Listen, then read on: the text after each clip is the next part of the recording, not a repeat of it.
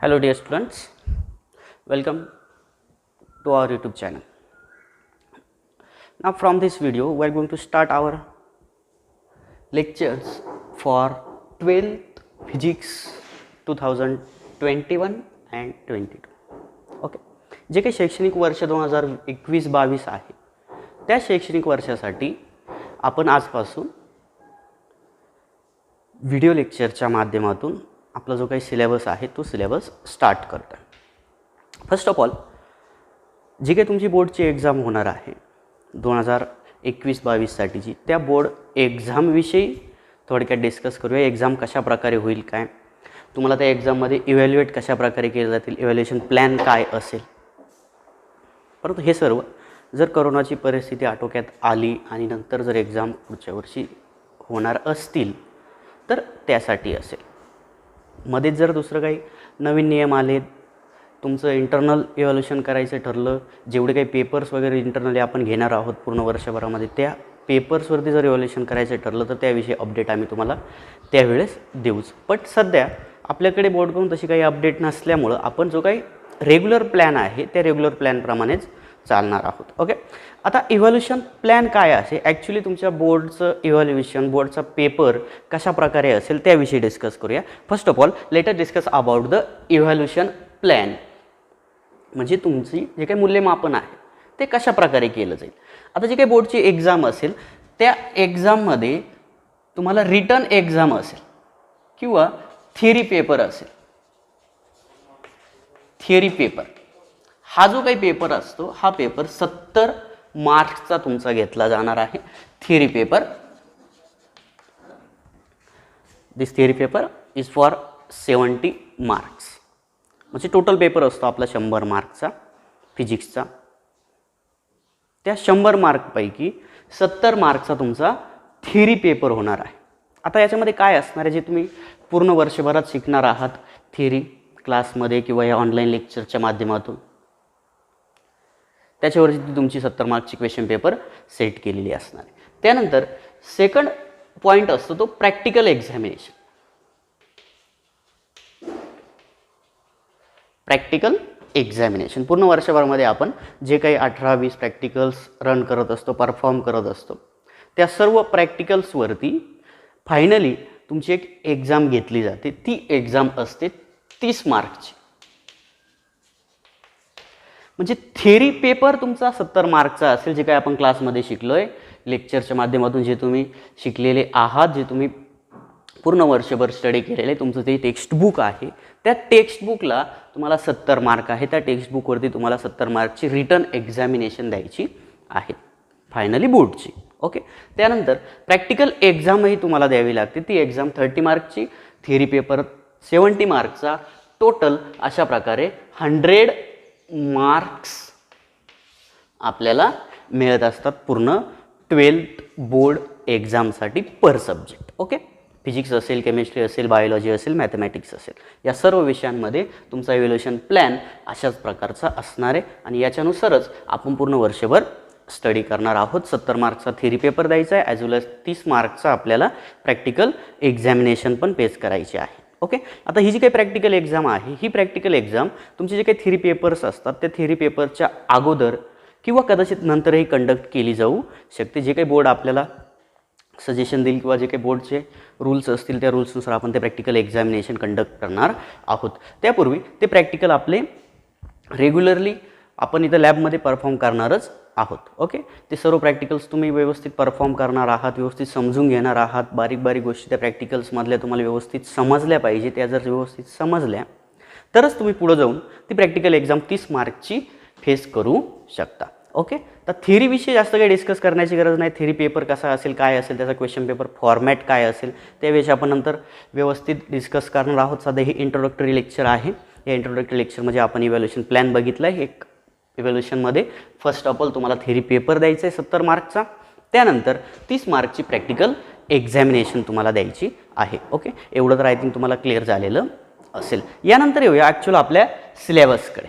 आता जो काही आपला सिलेबस आहे या सिलेबसमध्ये टोटल 16 चॅप्टर्स आहेत आणि यापैकी बहुतेक 50 to 60% चॅप्टर हे तुमच्या 11th सिलेबसवरती डिपेंड असणार आहे. ओके, त्यामुळे तुमचं 11thही व्यवस्थित झालेलं असणं गरजेचं आहे. आता करोनामुळे आपलं 11thचं जवळपास पूर्ण सिलेबस आपला कव्हर होऊ शकलेला नाही आहे, परंतु ज्या ज्या पॉईंट्सची, ज्या महत्त्वाच्या मुद्द्यांची आपल्याला गरज पडणार आहे, ज्या पॉईंटची आपल्याला गरज पडणार आहे ते आपण रिवाईज करणार आहोत किंवा ते पॉईंट तुम्हाला व्यवस्थित समजून सांगितले जातील आणि त्यानंतर त्याच्या पुढचा जो काही पार्ट आहे डिटेलमध्ये 12thसाठी तो पार्ट आपण स्टडी करणार आहोत. ओके, आता येऊया फर्स्ट चॅप्टरकडे. जो काही सिलेबस आहे 2020-21मध्ये न्यू सिलेबस तुमच्यासाठी डिझाईन केला गेला होता. या न्यू सिलेबसमध्ये 12th फिजिक्ससाठी आपला फर्स्ट चॅप्टर आहे rotational dynamics. Rotational dynamics actually हा जो काही चॅप्टर असणार आहे, हा चॅप्टर कॉम्बिनेशन आहे 2 चॅप्टरचं.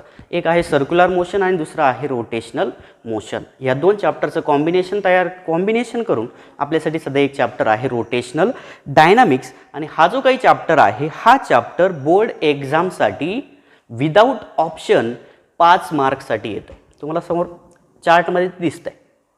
बोर्ड एक्झाममध्ये हा जो काही फर्स्ट चॅप्टर आहे रोटेशनल डायनामिक्स, की जो कॉम्बिनेशन आहे सर्क्युलर मोशन आणि रोटेशनल मोशनचं, हा चॅप्टर विदाऊट ऑप्शन 5 मार्कला असेल आणि विथ ऑप्शन 7 मार्कला असेल. ओके, आता हे विदाऊट ऑप्शन विथ ऑप्शन का? तर तुमची जी काही क्वेश्चन पेपर आहे ती क्वेश्चन पेपर ॲक्च्युअल 70 मार्काची नसून 98 मार्कची क्वेश्चन पेपर सेट केलेली असते. 98 मार्क्स विथ ऑप्शन असतं. त्यापैकी तुम्हाला फक्त 70 मार्कचा क्वेश्चन पेपर सॉल्व करायचा असतो. आता ह्या 98 मार्कच्या क्वेश्चन पेपरमध्ये हा जो काही फर्स्ट चॅप्टर आहे रोटेशनल डायनामिक्स 5 मार्कला आहे. ओके, एक भरपूर असं वेटेज ह्या चॅप्टरला आहे. त्याविषयी आपण लेक्चर्सही स्टार्ट करणार आहोत. त्या चॅप्टरही व्यवस्थित समजून घेण्याचा प्रयत्न करणार आहोत. With option 7 mark, without option 5 mark. Next chapter आहे मेकॅनिकल प्रॉपर्टीज ऑफ फ्लुइड.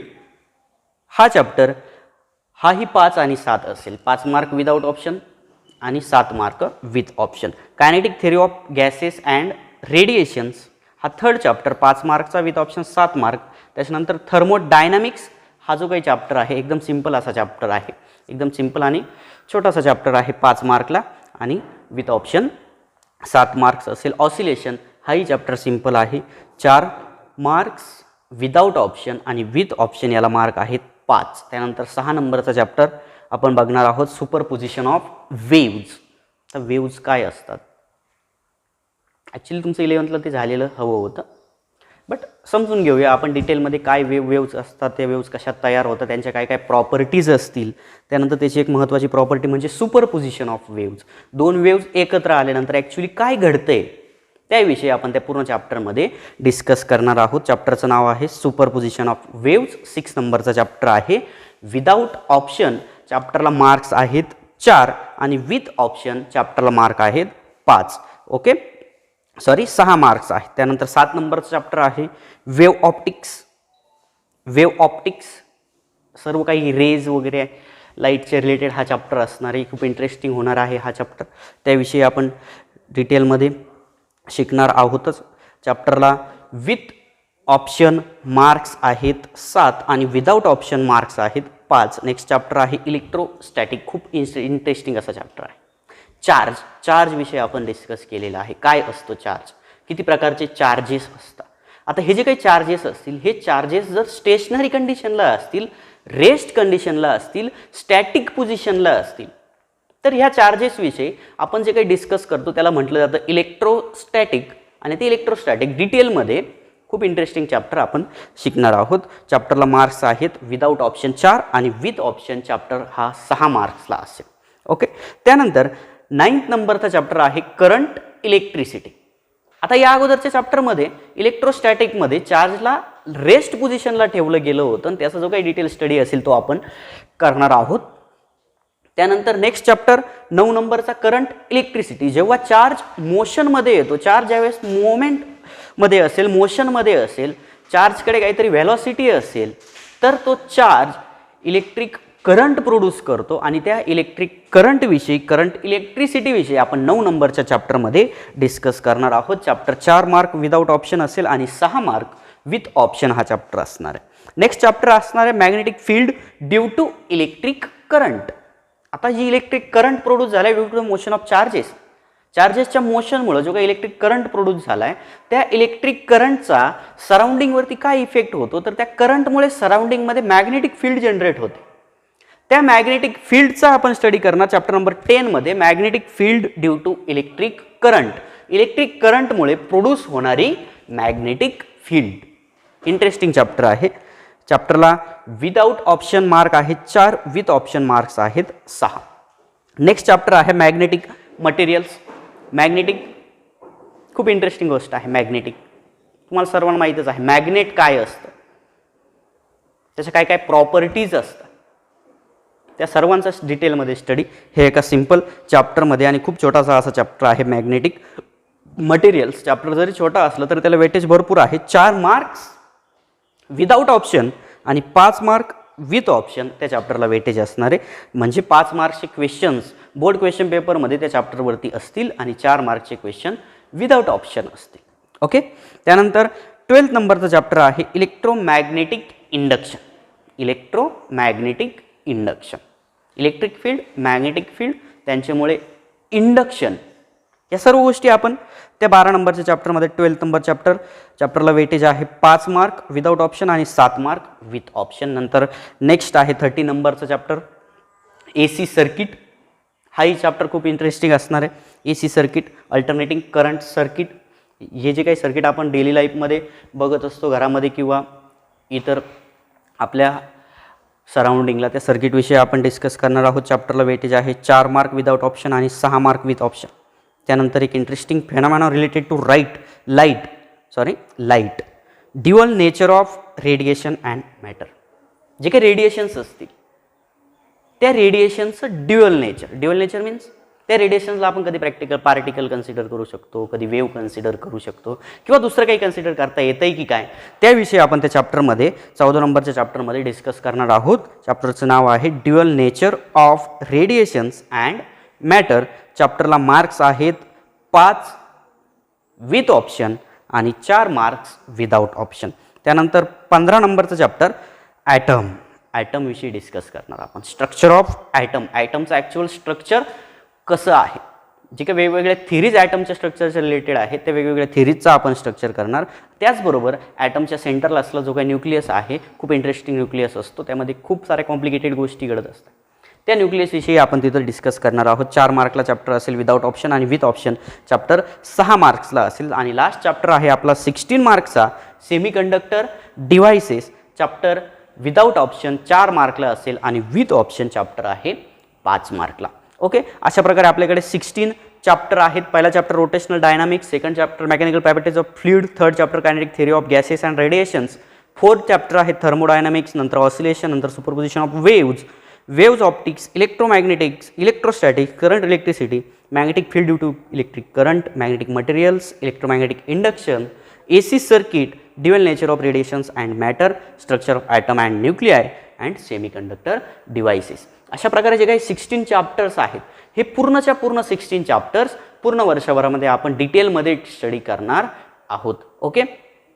ते काही व्हिडिओच्या माध्यमातून असेल किंवा ज्यावेळेस आपलं ऑफलाईन कॉलेज चालू होईल, तुम्हाला ॲक्च्युली कॉलेजमध्ये ज्यावेळेस बोलवलं जाईल त्यावेळेसही आपण डिटेलमध्ये ते चॅप्टर्स डिस्कस करणार आहोत. अशा प्रकारे टोटल 70 मार्क्सची क्वेश्चन पेपर आपल्याला सॉल्व करायची आहे. क्वेश्चन पेपर ॲक्च्युली 98 मार्क्सची असणार आहे, बट त्या 98 मार्क्सच्या क्वेश्चन पेपरऐवजी विदाउट ऑप्शन आपल्याला 70 मार्क्सची क्वेश्चन पेपर सॉल्व करायची आहे. आणि मला असं वाटतंय तुम्ही जर हे जे काही व्हिडिओज तुमच्या पुढे येत आहे, तुम्हाला जे काही व्हिडिओज सेंड केले जात आहे, तुमच्यासाठी आम्ही जे काही व्हिडिओज बनवतो आहोत, ते व्हिडिओज जर तुम्ही व्यवस्थितपणे ऑब्झर्व केले, व्यवस्थित ऐकलेत, व्यवस्थित ते व्हिडिओ बघत असताना स्वतःच्या नोट्स वगैरे प्रिपेअर केल्यात, तर ह्या 70 पैकी 70 मार्क्स मिळवण्याला तुम्हाला कुठलाही प्रकारचा प्रॉब्लेम येणार नाही. आणि तो आपण प्रयत्न करूया. जवळपास 100% देण्याचा प्रयत्न आम्ही सर्व शिक्षक लोक करतच आहोतच.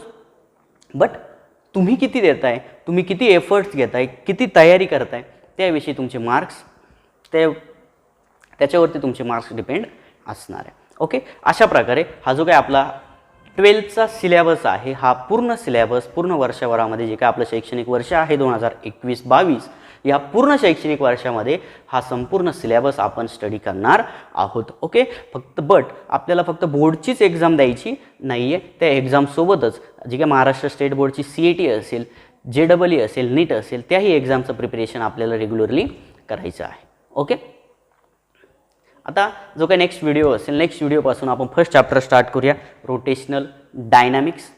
आता नेक्स्ट व्हिडिओ तुमच्यापर्यंत येण्या अगोदर तुम्ही तयारी करून ठेवणार आहात, स्वतःची नोटबुक प्रिपेअर करणार आहात. नोटबुकमध्ये हा जो काही सिलेबस मी तुम्हाला सांगितलेला आहे, विथ ऑप्शन विदाउट ऑप्शन, त्याच्या मार्क्सचं जे काही वेटेज आहे ते वेटेज वगैरे सर्व तुम्ही तुमच्या त्या नोटबुकमध्ये व्यवस्थित लिहून ठेवणार आहात, जेणेकरून तुम्हाला कोणत्या चॅप्टरला किती महत्त्व द्यायचं आहे ते पुढे जाऊन कळणार आहे. ओके, आता नेक्स्ट लेक्चरपासून आपण स्टार्ट करतोय first chapter rotational dynamics. Okay, त्या अगोदर व्हिडिओ जवळपास संपतोच आहे. त्या अगोदर जे काही लेटेस्ट व्हिडिओज आहेत जी मी अपलोड करणार आहे ते व्हिडिओज तुमच्यापर्यंत व्यवस्थित आणि लवकरात लवकर पोहोचण्यासाठी आपला जो काही चॅनल आहे, माझ्या स्वतःच्या नावाने यूट्यूब चॅनल आपण तयार केलेला आहे, त्या चॅनलला सबस्क्राईब करा आणि शक्यतो तुमचे जे काही मित्र असतील, मैत्रिणी असतील, त्यांना शेअर करायला विसरू नका. ओके, धन्यवाद. Next lecture first chapter rotational dynamics. Thank you.